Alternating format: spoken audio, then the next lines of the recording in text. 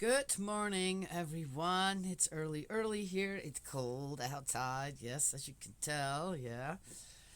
Uh, and I saw we're in the book of Isaiah 61. Yes, the next one. And I just quickly read the overhead, A Prophet's Mission. And there's a couple of stories in my own life that came to my mind. Yes. Uh, So I joined the Unification Church, the Moonies, now the Family Federation for World Peace, as a married woman. So we were, my husband and I, married couple, already with children. And so things are a little bit different then. It's kind of sad, isn't it? Yeah, but it is. Oh, do I agree with it? Absolutely not. It's I don't think that anyone should treat anyone as a lesser. Right? It in a way for me to meet true parents, and then go to the blessing with my husband. It was very difficult for us. With everything that went with it, which I don't need to tell everyone, but we had our own course there. But in order for me to meet true parents, that was my course. That's how it became possible. So there was a woman, and I can't remember her name. I have a hard time with names or anything for that matter. My husband, on the other hand, he can remember phone numbers and people's names from I don't know when, and I don't. I'm not like that. I have the people in my mind. I have the memories with the people, but not necessarily their names anymore. Sometimes they come back. Oh, see, Beatrice was her name. And she was a healer of some sorts, and taught and told people a lot about their uh, ancestral spirit life. I'll call it that. So I went to one of the healing circles, and as far as I remember, it was all just women who went. It was only women. I don't remember any guys being there, just women. And she also taught the pendulum. I learned a lot from her about the pendulum. Yes, again, I ended up using it in a different way, in a way that I felt was more a part of my calling. And in what way was that? Uh, on how people could help themselves. Yes, after I would give them a reading, which I did very few of them, and eventually I didn't need the pendulum anymore. It became so ingrained in my nature then on how to read a person and say, I think this is what it is. I've early on believed that I'm not the one supposed to just give the answers and then see, oh, are the people going to accept that and then go with it and do what I tell them to do, or what Spirit World gave me to tell them what to do. I wanted people to be active in their own healing, to get to answers on their own, because I've talked about this, we're all individuals. We know ourselves best. We know what we've done and we know what we've not done. Yes? And for someone else to figure that out, for the person who knows way more about themselves than anyone else, well, that's a little silly, isn't it? So I would give people suggestions. Oh, think about this, think about that. And then to see and give them some suggestions on where to go forward with that. It was a lot easier on me, because spiritual readings, from what I've seen with Beatrice, they are kind of damaging. It's not just something that comes. Well, anyway, so it comes and goes. It leaves lasting impressions in a way. Anyway, so I always did things kind of my way, or in the way that I felt Spirit World was showing what the better way is, where one doesn't just go and take care of someone else's problem, where one guides another person to take care of their own problem. Yes? All right. That's how they spiritually grow. Yes? Yeah. Anyway, so I went to a healing circle. I went twice. And on the first healing circle, you made an affirmation. So we were about 12 women, maybe more, 12. I think about 12 women on this beautiful estate in Texas. Yeah, oh, it was beautiful. It was big, beautiful. The swimming pool was in the shape of Texas. Went there and had a wonderful experience with all these women. Then the affirmation day came. And you know how it is when it says, okay, who wants to go first? No one says anything. I don't like that awkward silence to say, I'm fine to go first. But I always wait, rather than just jump in and go first. I wait to see if somebody else, no, I go first. And I made the affirmation that I wanted to be a tool for God. That's what I wanted to be. And I feel like I've done that. Yes. From that moment on, I affirmed what I wanted to do with my life, and when it comes in working together with our Heavenly Parent. So that was my first one. Now we're going to read, and then I'll tell you what happened about 10 years later. All right. Yeah. As I said, that to become a tool, I reveled in that totally. I went with it. I was involved in so many different things in our church when it came to being a part of things and being there for people and working together with the people and not just there, but otherwise in outside, in my community, this and that. It was amazing. The amount of stuff that I did and did with my children as well, and with the people in the community in that church, it's unbelievable. I could write a book about it. There was so much stuff that went on, and it always went into such an amazing, great direction. Yes? Yeah. A lot of miracles happened during that time, I felt. Okay. A prophet's mission, 61 in the book of Isaiah. The Spirit of Lord Yahweh is on me, for Yahweh has anointed me.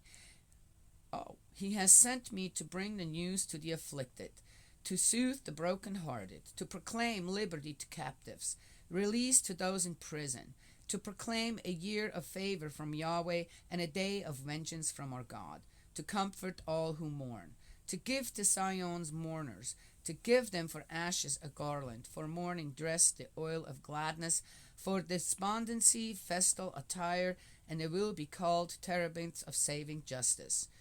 Reminds me, planted by Yahweh to glorify him. Reminds me very much of the days, again, on what I said, guiding people in the spiritual, where don't just do the work for them and tell them, oh, this is what you need to do, because people go home and they don't do it. I said, well, think about this or that, and then see if you can come up with, what you need to do, and kind of know full well what you need to do, really, when it comes down to it. It's teaching people to take responsibility. Yes? Yeah. But then it also reminded me of my days at hospice. Yes. Sitting at the 11th hour, sitting with people who are actively passing, actively dying. Very interesting. I had a whole ritual there going. I loved it. Everybody else seemed to love it too. I know, that sounds odd. That's just me, okay? Death for me is not the end. Never been. They will rebuild the ancient ruins. They will raise what has long lain waste. They will restore the ruined cities, all that has lain waste for ages past. That reminds me very much of the divine principle of the restoration path of mankind, willing under the umbrella of God's will and ideal for mankind. Strangers will come forward to feed your flocks, foreigners be your plowmen and vine dressers, but you will be called priests of Yahweh, and be addressed as ministers of our God. You will feed on the wealth of nations, you will supplant them in their glory. To make up for your shame, you will receive double instead of disgrace. Shouts of joy will be their lot. Yes, they will have a double portion in their country, and everlasting joy will be theirs. This is an odd one, but I also do understand, I've said this before, stay truthful and honest, no matter what. We think that white lies, okay, this and that, and it's happened to me where I felt I can't say what I need to say. I can't clarify the air without hurting someone. I just don't want to hurt.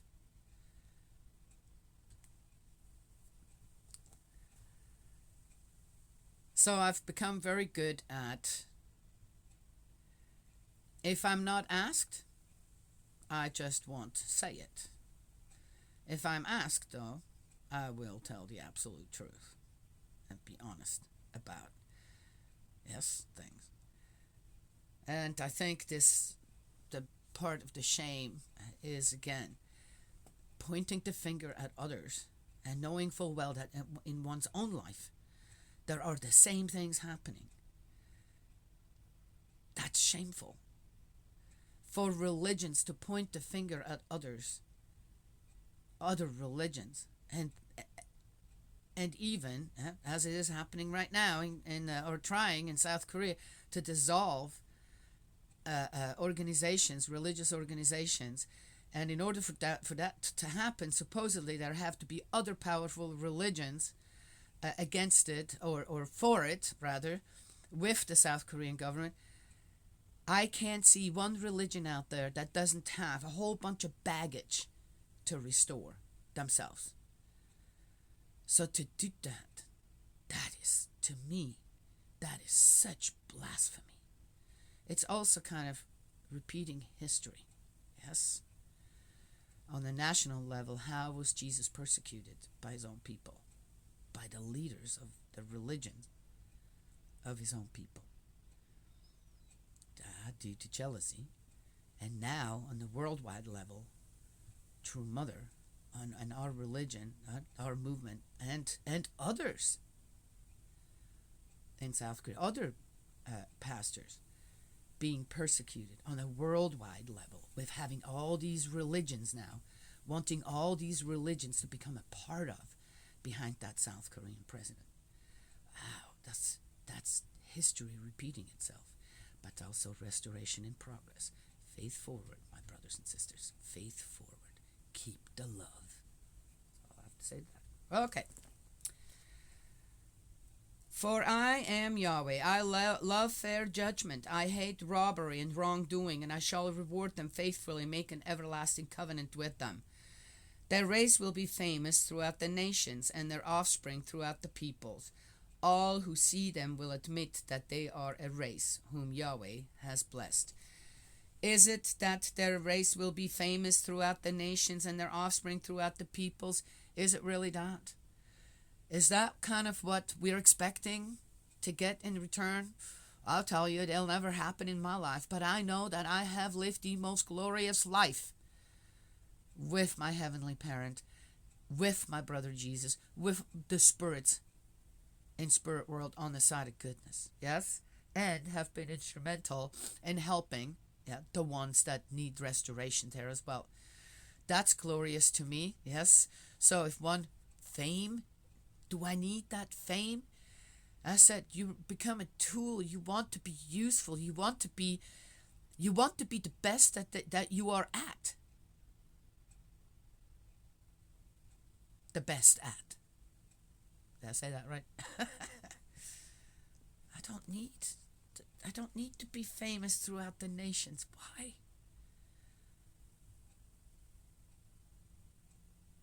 Have we not learned on how power and fame and I don't know what destroys people. The greed that follows, the jealousy that follows. I love my little corner. My beautifully designed corner. I was able to design due to my commitments. Yes? I'm happy with that. That's the greatest glory that I have. I don't need more than that. Yes? So again, not sure. What is this promise that most likely, for most people, will not happen? Yes? I don't think that part's from God. The rest of it's pretty good. Thanksgiving. I exult for joy in Yahweh. My soul rejoices in my God, for he has clothed me in garments of salvation. He has wrapped me in a cloak of saving justice, like a bridegroom wearing his garland, like a bride adorned in her jewels. For as the earth sends up its shoots, and a garden makes seeds sprout, so Lord Yahweh makes saving justice and praise spring up in the sight of all nations. In every nation, every country around the world has people of amazing grace. Some become a little more famous than others, and many are just working behind the curtains. But they're working. Yes? Unseen in people's lives, or seen by very few. Yet, the amazing grace is there. So that's the end of 61. That was not a bad one. I'm actually pleasantly surprised with that third Isaiah here.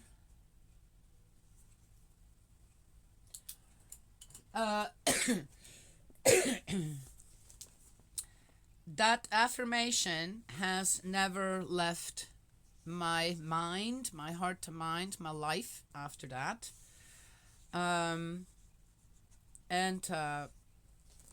It went on. We lived in Berkeley, California at that time. It went on and it went on, and the blessings were incredible.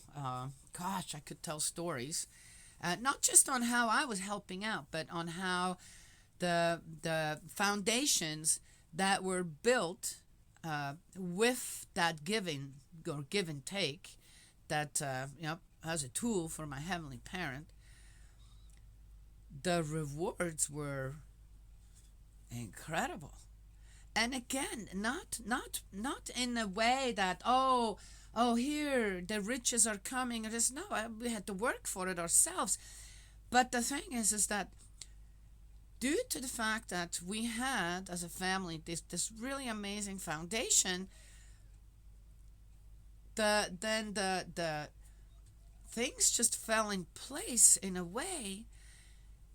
If we stayed steadfast in our faith and belief, things just happened in ways that people just go, wow, I never thought that could happen.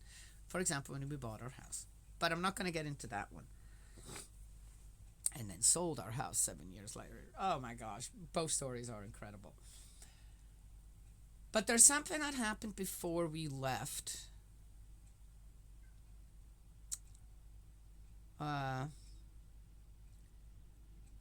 About 6 months, maybe a little less than that.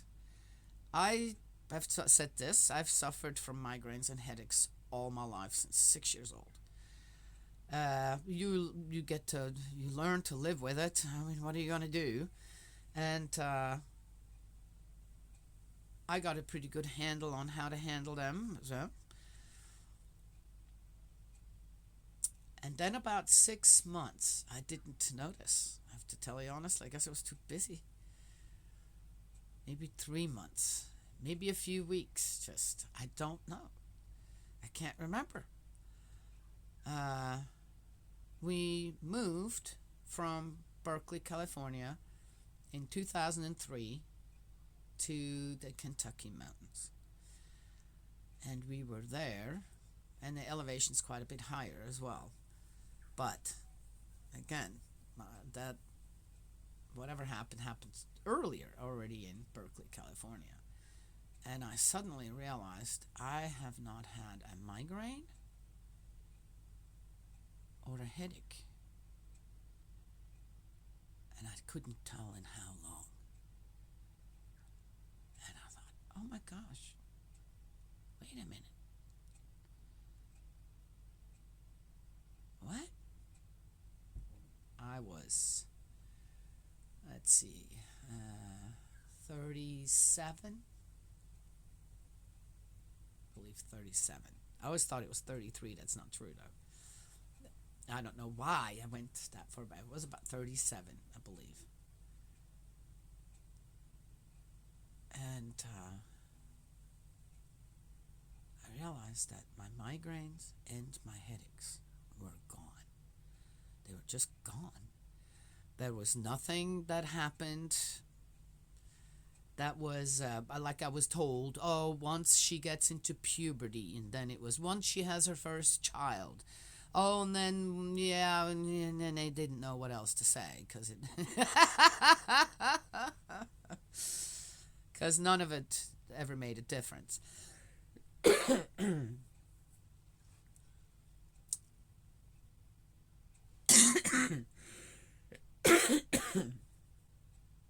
been a tool for God for so long. Probably close to 15 years by then. And when we were able to move with the amount of money we were able to move and build a home in the Kentucky mountains, we went with the promise that this would be God's land, God's place. And before that, and my migraines and headaches were just gone. I know, honey. They're forgetting about you again, huh? Let's see. Oh, I better not. They're still asleep. I'm almost done here. They were just gone. It's like... And it's been like that. I have not had a migraine in over 21 years. I have a headache very seldom. That it's so mild and doesn't even faze me. The pain that I went through in my head, I think that kind of no pain is fun, but when you can't think at all anymore because you're in so much pain in your head, that's so debilitating. To suddenly have that gone after over 30 years of being afflicted with migraines and headaches was liberating, absolutely liberating.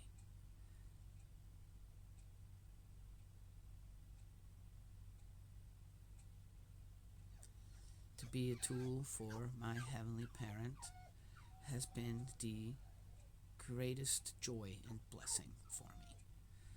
Yes. To have made that affirmation first and then promised the land, which has been so great, so good for so many people.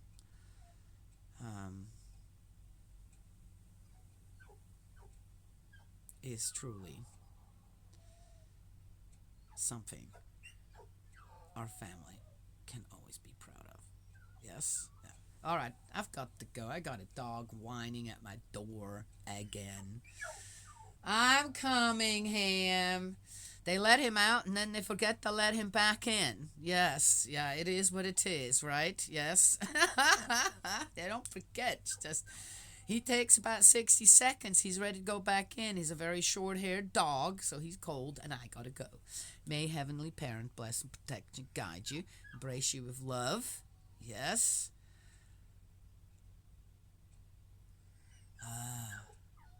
That's why I always tell people, find your way with our Heavenly Parent. It is your journey,